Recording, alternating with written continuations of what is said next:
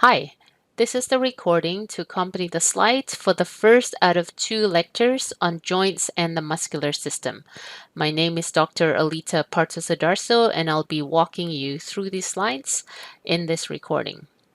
So to start off with, this is the slide which shows you the overview of what I'm going to cover. So first, I'm going to talk a little bit about range of motion, and then I'm going to follow up by talking about the structural and functional classifications of joints, and then we're going to move on to the basis of skeletal muscles and how they attach to either bones or other muscles, and then we're going to finish off by looking at some of the movements of skeletal muscles at various joints. So joints and range of motion. So you can see here, this is an instrument that measures the range of motion. So you've got here 2 rulers connected together, and then you've got the degrees on this. And so that's called a goniometer, and it basically measures the range of motion to determine whether you have limited range of motion, full range of motion, whether an injury will impact your range of motion, and so on. We have a lot of different joints in our body. Some joints have got a wide range of motion. Other joints are limited in their range of motion naturally. And so what we're going to do is we're going to look at various different classifications, both structural and functional, of joints. So let's continue on. So over here, what you can see here is you have joints being classified in 3 different categories. And what you can see here is in each of the different categories, you've got a structural classification as well as a functional classification. Structural, functional, and you also have example of each type of joints that we have in the body. So we start at the top. The fibrous joints are indicated here. So in the fibrous joints, what happens is bones fit very closely together. And an example of a fibrous joints are the sutures that are found in the skull, right? So this is a suture here, that's a suture, that's a suture. And what happens is as we progress through our childhood towards adulthood, the bones of our skull basically fuse together so that the only bone in our skull that is movable is our lower jaw or our mandible, right? So these fibrous joints are immovable. The technical term for immovable is synarthroses. And then you've got, apart from sutures, you've got a couple of other examples of fibrous joints. The next type of joint is called the cartilaginous joint. So as the name suggests, there is cartilage in between where 2 bones are joined together. So you've got bone 1, bone 2, bone 1, and then in between it, you've got cartilage. And these cartilage joints are slightly movable. Again, technical term for slightly movable joints are amphiarthrosis. So an example of a cartilaginous joint is the joint that's found where your pubic bones meet together in the front of your body at your pubis. So there is a pad of cartilage that is located where the 2 bones meet, right? So that's called a symphysis. We also have another example of a cartilage joint, which is called a synchondrosis. So we're going to look at that in the next few slides. The third type of joint is called the synovial joint. Most joints in our body are synovial joints, and the reason why they're called a synovial joint is because they have this full fluid-filled capsule that is found in between the bones. So if you have bone 1 over here, bone 2 over here, in between the bones, you have this synovial capsule, right? And synovial joints are classified as freely movable, and so the technical term for that is diarthrosis. So what you have here is you have joints being categorized either by structure or by function. And it's very neat that all fibrous joints are immovable, and the the the bones of the joints fit closely together. All cartilaginous joints are slightly movable. The bones are joined together by cartilage, and then synovial joints are freely movable with a synovial capsule in between the bones of the synovial joints. So we're going to take a little bit of a look at each of these different categories. So we're going to start at the top and then move down towards the synovial joints. So the first classification of joints are those fibrous joints, and the fibrous joints are immovable. So synarthroses means immovable. These are the types of fibrous joints that are found in the body. So you've got the sutures that are found only in the skull, right? And you can see the sutures are not a straight line, but they're kind of jagged. And the jaggedness of the sutures help to actually connect the bones very tightly together. The second type of fibrous joints is called a syndesmosis, and the syndesmosis is found in two different locations in the body. One is between the two bones of your forearm, your radius and ulna, and the second one is the two bones of your lower leg. So the two bones of your lower leg are your tibia and your fibula, and you've got the syndesmosis being found there. The third location that you can find a fibrous joint is where your tooth sits into your jaw, either your upper jaw or your lower jaw. And so what you have here is the connection of the tooth over here with your jaw is considered a gomphosis. When we move on to cartilaginous joints are slightly movable, or amphiarthrosis. And so there are two areas in the body where we find, there are two types of cartilaginous joints, and the type depends on what kind of cartilage is found in between the bones. So if the cartilage that's found in between the bones is a fibrocartilage, then it's considered a symphysis. So there are two locations where fibrocartilage is present in between connecting bones, and that's, as I said, between the two pelvic bones at the front, your pubic symphysis, and the other location is between adjacent vertebrae. So you've got vertebrae 1 here, vertebrae 2 here, and in between you've got the intervertebral discs, which is made out of fibrocartilage. The second type of cartilaginous joint is called the synchondrosis.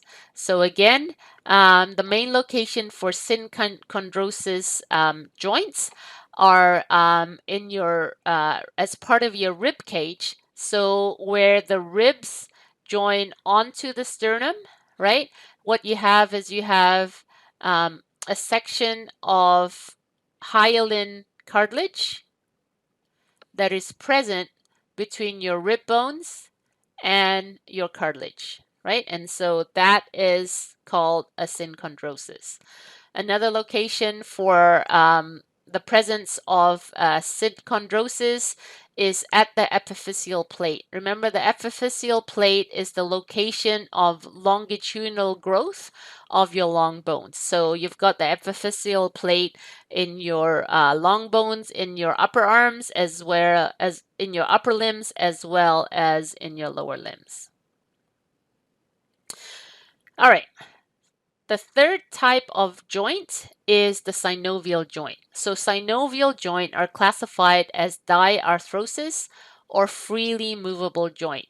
And what you can see here is that the synovial joint is much more complex than either the fibrous joint or the cartilaginous joint. And this complexity of the synovial joint allows a wider range of motion. So if you look at the various components of the synovial joint, first of all, you have two bones, right? So in this case, this is the bone of your upper leg, and this is one of the bones in your lower leg, your tibia.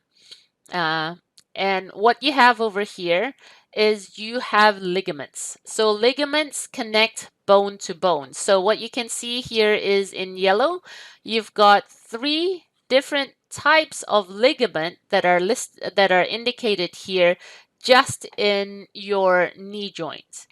As well as part of the synovial joint, you have the synovial membrane. So the synovial membrane covers the joint capsule, and it's also what secretes the synovial fluid inside of the synovial joint. You've got the articular capsule, which is around the outside of the synovial uh, capsule, and where the 2 bones are closest in terms of its proximity to each other, you've also got a layer of articular cartilage, right? And this articular cartilage on both the bones prevents wear and tear or bone-on-bone contact with each other. So they help to preserve the structural integrity of the 2 bones. In some synovial joints, you also have these bursae. So again, for this, I'm not expecting you to memorize or remember the name of each of the ligaments or each of the bursae unless and until it's mentioned elsewhere. But for this, what you can see is in the knee joint, you've got at least these 3 bursae that are found there. And what happens is bursae is like mini cushions that help to pad out the joint. The knee joint that's indicated in the top diagram over here, is one of the most ill-fitted joints in the body. So it needs a lot of strength and a lot of help to actually make it work properly, right? So you need the ligaments to connect the bone to bone so it doesn't kind of drift apart. You need the bursae to pad it out. So the bursae is like bubble wrap, right? To actually help to pad things so that it fits better. And then the last part of the synovial joint is the joint cavity, which is the space in between the 2 connecting bones. And right, so this is the joint cavity over here, and that contains the synovial fluid that is produced by the synovial membrane. When we look at the different types of synovial joints, what you can see over here is that there are 3 main types of synovial joints. So there is the uniaxial joint. There's the uniaxial joint, there's the biaxial joint, and there's the multi-axial joint. And again, just in the name, uni means 1, so it moves around only in one plane. So 2 examples of uniaxial joint is the pivot joint that's found between the first and the second cervical vertebrae. Another example of a uniaxial joint is the hinge joint, an example of which is found in the elbow. So the elbow can only move in one direction, right? So it can flex and extend. So only along one plane. Biaxial joints, on the other hand, moves around. Again, bi means 2, in 2 different planes. So a couple of examples of biaxial joints are the saddle joint over here that is found in your wrist, and the condyloid joint over here that is found again between the radius and the carpal bones of the wrist. Sorry, the saddle joint is found in your fingers. And then the third type of synovial joint is the multi-axial joint. So it moves, multi-axial joint move in 3 or more planes. And so examples of that are the plane joints in between the bones of your foot, as well as the ball and socket joint. A good example of a ball and socket joint is the one in your hip, and another example is the one in your shoulder, right? So the ball and socket joint is the most movable joint in the body, and um, you can see this when you try to move your shoulder, your upper arm around the shoulder joint. Your upper leg has a little bit less mobility because of the shape of how the head of the femur over here fits into the depression of in the pelvic bone, and the depression is called the acetabulum, and we covered that in a previous lecture. Now moving on to just a brief description of bones and skeletal muscles. Obviously, these are some of the skeletal muscles that are found in the body. There is no need to memorize all these names. I will ask you to remember some of them, but hopefully that will make sense as we go along here. So the skeletal tissues form bones, and obviously you can't move bone by itself. You need skeletal muscles as well as the nervous system to help move your bone. There are over 600 skeletal muscles in the body, some of which are listed here, 206 bones in the body, and again, in the same way that I'm not expecting you to memorize the names of all 206 bones in the body, I'm also not asking you to memorize the names of all 600 skeletal muscles in the body. Skeletal muscle forms 40 to 50% of the body weight. It fills in the form and gives our body our shape. Most skeletal muscles pull against the skeleton, against the bones for movement. Some skeletal muscles have insertion and origins in the skin. And this is especially true for the skeletal muscles that are around our face or that make up our face, right? As I said before, the only movable bone in the skull is your jaw, but we can have so many different expressions on our face, and that's because the skeletal muscle are connected to fascia in the skin. So there. Okay. In terms of how bones and muscles work together, it's I like to think about it as a lever system. So what you have is you have these components of the lever system over here. So in this example, the bone here serves as the lever. It's a rigid bar or rod because bone can't bend unless you break it. And then you've got the fulcrum, which is the point around which the rod moves. So when you pull your forearm up and down, you're moving it around the elbow, right? So the fulcrum in this is the elbow. And then you've got the load, which is the weight or resistance that is moved. And in this picture, the weight or resistance that is moved is this round ball. And then you've got the pull. So the pull is the exertion or the force or the energy needed to actually lift the ball, right? To produce the movement.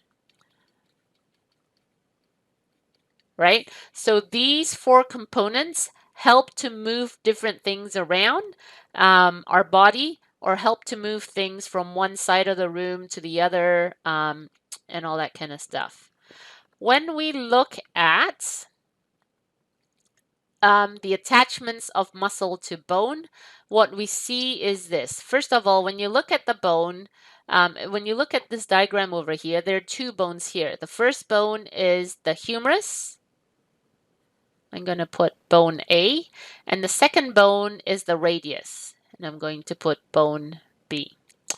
The muscle is indicated in the yellow, and so what you can see in the muscle is it starts at one end of one bone, right?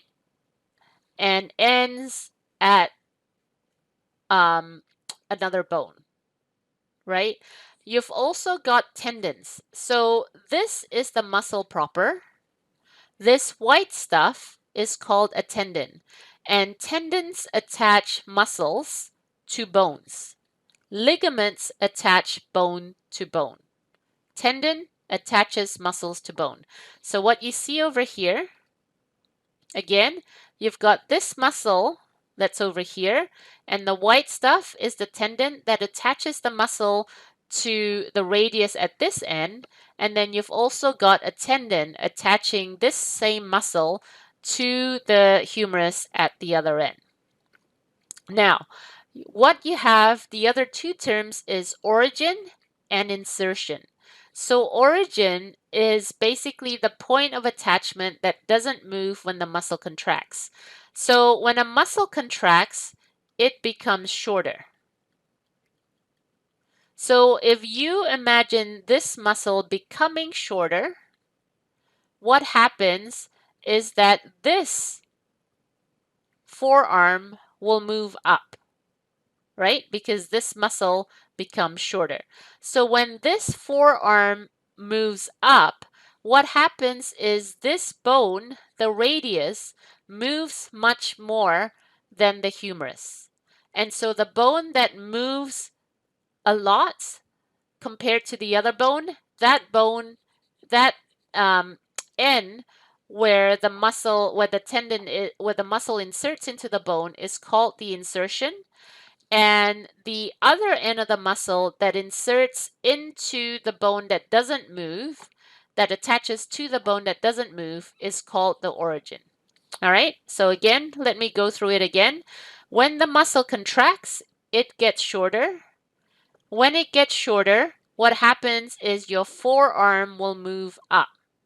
So the muscle is connected at the humerus at one end over here and at the radius on the other end.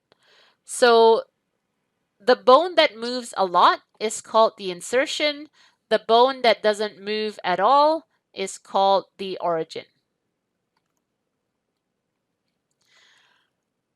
When we look at the actions of specific skeletal muscle, obviously we've got a muscle that helps to flex when it contracts, right? And so that's the flex. This flexor muscle is the same muscle as in the previous slide, right? So when it contracts, what happens is that moves, right? Your forearm moves up. And at the same time as the flexor contracting, when your biceps contract, what happens is your triceps, your extensor, relax. So why don't you do that? Why don't you take your forearm and just move it towards your shoulder, right? When you move it towards your shoulder, the muscle that's in the front of your upper arm is your flexor. The one that's behind your upper arm is called the extensor. So when you lift your hand up towards your face, what happens is your biceps is contracting, your triceps are relaxing. When you move your arm away from your face, what happens is your triceps will contract and your biceps will relax. So what you have here is you have the system of a pair of muscles, right? These pair of muscles, your biceps and your triceps, work together. So if one is relaxing, the other, if one is contracting, the other one relaxes. If the other one contracts, then the first one relaxes, right? So depending on what motion you're doing, we will assign terms agonist and antagonist. So when you lift up your arm towards your shoulder, what happens is your biceps will contract and your biceps will become the agonist or the prime mover. And your triceps are the antagonists. So the antagonist directly oppose the agonist muscle. The antagonist will relax when the agonist is contracting, right? You also have lifting your arm towards your shoulder isn't just the job of just the biceps and the triceps. You also have other muscles. So the other muscles are called either synergist, which help to work with the prime mover or the agonist to produce a more efficient movement. And you also have fixator muscles. In this case, it would be the deltoid. And the deltoid, when it contracts together with the biceps contracting, help to stabilize it. So when you lift weights, right, when you contract your arm at the elbow, when you flex your arm at the elbow, then what happens is the reason why you don't just drop the weights right away is because you've got the deltoid muscles helping you as fixator muscles to stabilize the joint, and you've also got synergist muscles to help with producing a more efficient, a smoother movement. Some agonist antagonist pairs in the body are the hamstrings and the quadriceps that help to flex and extend the leg at the knee joint. You've got the biceps brachii and the triceps brachii that we talked about to help flex and extend the arm at the elbow joint. And then you've got these muscles, the flexor digitorum superficialis and the extensor digitorum, that work together to flex and extend your hand at the wrist joint. And again, if you actually look at the names, especially of the pair down the bottom, digitorum refers to fingers, and then flexor and extensor refer to what their main movement is if they contract, right?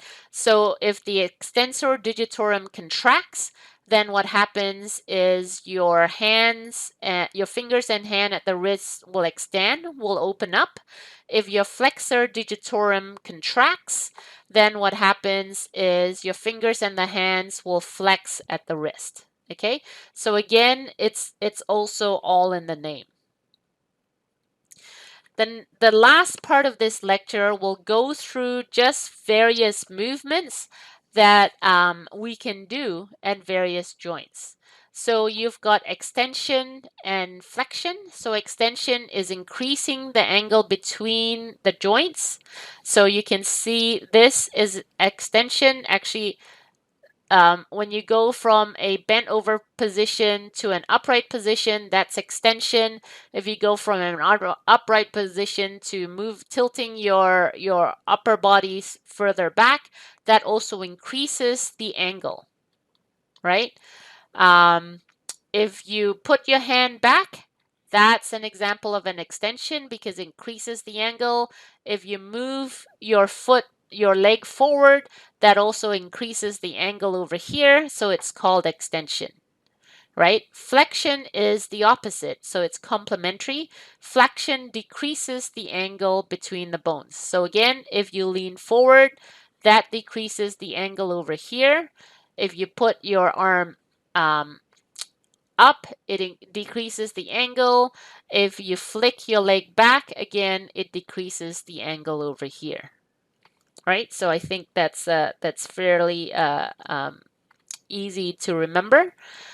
And then you've got these other angular movements. So again, I've tried to pair it in complementary actions. So plantar flexion and dorsiflexion. So plantar refers to the plantar side of your foot, which is the bottom of your foot, whereas dorsiflexion, refers to dorsal, which is towards your back. And so if you flick your foot up at the ankle joint, what happens is your foot is trying to face the back of your body, so that's referred to as dorsiflexion, versus if you flick your foot downwards, that's called plantar flexion. The next set of complementary movements is inversion and eversion. Again, note where the big toe is. So inversion is you're moving it towards the middle of your body. You're moving your sole of your foot inwards. Eversion is you're moving the sole of your foot outwards. Another one is protraction and retraction. So retraction is to go back, protraction is to go forward, and it's off the lower jaw or the mandible, which is the only movable joint in your skull. So retraction is when you put your jaw backwards. Protraction is what you do when you're being belligerent or you're being stubborn. You just stick your lower jaw up. And then elevation and depression, the example shown here is again on the mandible, on the lower jaw. So elevation is you move your jaw up. Depression is you move your jaw down, right? And then opposition, opposite sides coming together. So that's when your thumb and the tip of another finger come and meet together. And then the last slide shows you circular movements.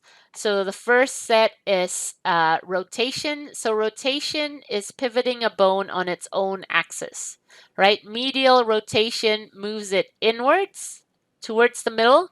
Lateral rotation moves it towards the side, right? And then you can pivot your head on its own axis by moving from right, by facing right and left, right? So that is called rotation. Circumduction is also a circular movement, but circumduction is when the distal part, the part at the end, moves in a circle, right? So you've got, this is circumduction when you just move your wrist in a circular movement. And then the other one is another pair is called abduction and adduction. And I remember this because adduction is moving towards the middle, right? Which has a double D as well, whereas abduction is the other way, which is moving towards the away from the middle. So adduction towards the middle, right over here, and abduction moving away from the middle. And then the other one is supination and pronation. So this has to do with where the palm of your hand is facing. And the way that I remember this is that supination is you want to ask for more soup, right? Whereas pronation, your palm is facing down like a pro football player, right? So you can see over here, it involves the movement of the two bones in the lower arm. So in pronation, what happens is the radius rotates over the ulna, whereas in supination, what you can see here is both bones are parallel to each other. So I hope you've enjoyed this recording, and I'll see you next time.